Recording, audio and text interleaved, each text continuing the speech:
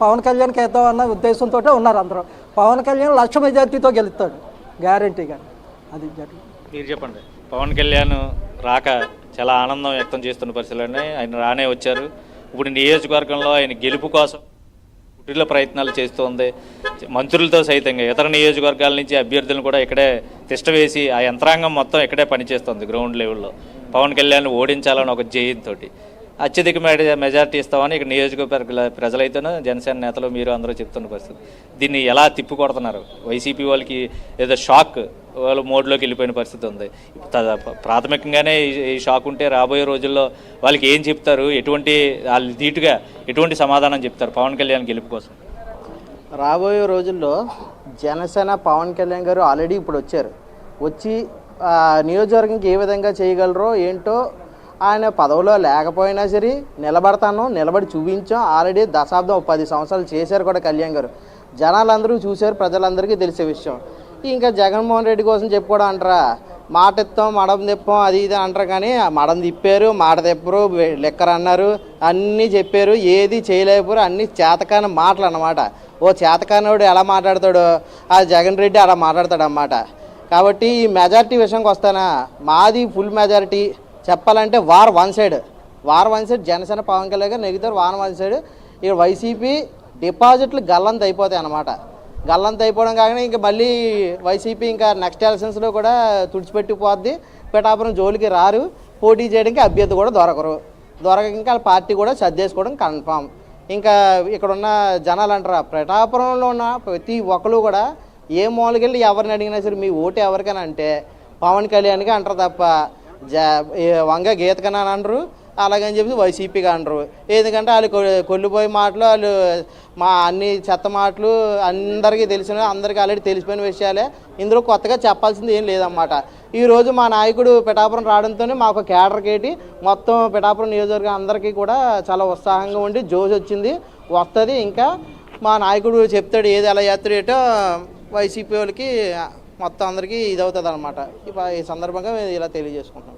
ఇది ఇప్పుడు నియోజకవర్గానికి సంబంధించి అందరి నోట ఒకటే మాట పూర్తిగా కూడా, ఏదైతే ఎన్ని కుయుక్తులు పడినా ఎన్ని కుతంత్రాలు చేసినా సరే పవన్ గెలుపుని ఆపేది లేదు.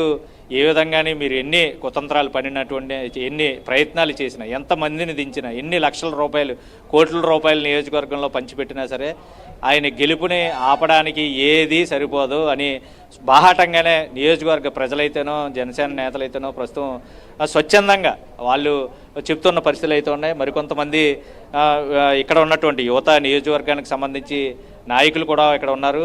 మీరు చెప్పండి, పవన్ కళ్యాణ్ రాక కాస్త ఆలస్యమైనా రావడం పక్కా అన్నది అయిపోయింది, నియోజకవర్గానికి వచ్చారు. ఇప్పుడు ఏం చేయబోతున్నారు? పవన్ కళ్యాణ్కి మీరు ఏం గిఫ్ట్ ఇస్తారు? పవన్ కళ్యాణ్ గారు రావడం చాలా సంతోషంగా ఉంది. పవన్ కళ్యాణ్ గారు ఇక్కడికి వచ్చిన తర్వాత మొత్తం వే అంతా కూడా మారిపోయినట్టే పక్కా. ఇంకా ఇప్పుడు దాకా ఎంతో కొంత ఉన్న ఓటింగ్ కూడా వేళతో వాళ్ళకి ఏమీ శూన్యం అయిపోయినట్టే.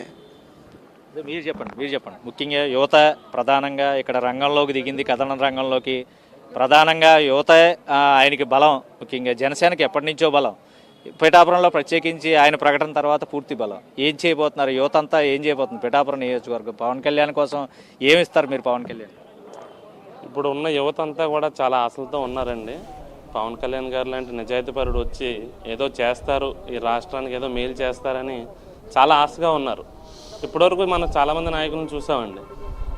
ఒక పవన్ కళ్యాణ్ ఓడించడానికి ఎంతమంది ఇన్ఛార్జీలని ఎన్ని కోట్ల డబ్బుని పంచడానికి సిద్ధంగా ఉన్నారు వీళ్ళంతా, వైసీపీ వాళ్ళంతా.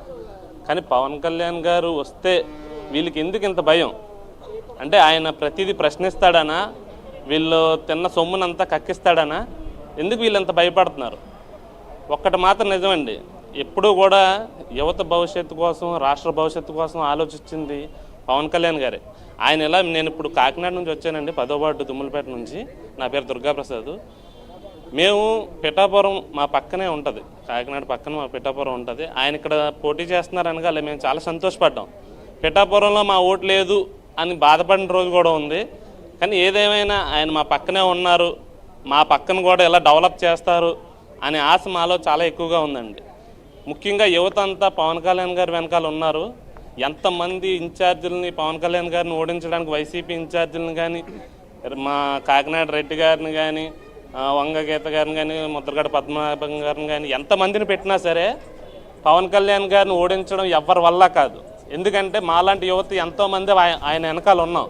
ఆయన్ని గెలిపించుకుని తీరుతాం. ఈసారి ఆయన గెలిపించుకుని మా యువత భవిష్యత్తుని ఆయన చేతిలో పెడతాం. ఆయన మాకు చక్కదిద్దుతారని